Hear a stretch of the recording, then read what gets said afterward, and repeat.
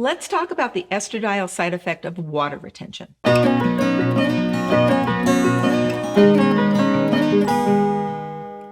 Estradiol is a growth-promoting hormone that also has an amazing effect on your cells by keeping them hydrated.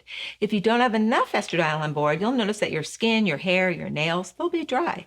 All your cells will be dehydrated. Yet, if you have too much estradiol on board, the cells in your body become overhydrated and you'll notice water retention. Water retention is a collection of fluid in between the cells and tissues of your body.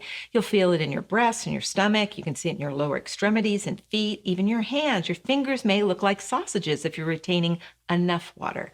In order to deal with water retention induced by estradiol, you need to make sure you have enough adequate amount of progesterone to counterbalance your estradiol.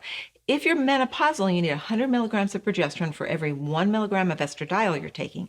And if you're premenopausal, 100 to 200 milligrams twice a day in the second half of your cycle will help to balance out your estrogen dominance.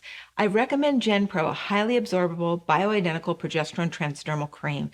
DIM can also actually help to reduce water retention induced by estradiol. DIM is the active ingredient in cruciferous vegetables. 100 to 200 milligrams daily can help estrogen metabolism shift from more inflammatory types of estrone to safer non-inflammatory estrone.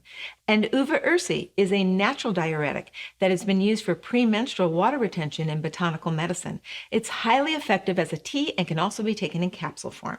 Now, if you have any questions regarding estradiol and water retention, please join us in our Hormone Reboot Training. I'll see you in the next video.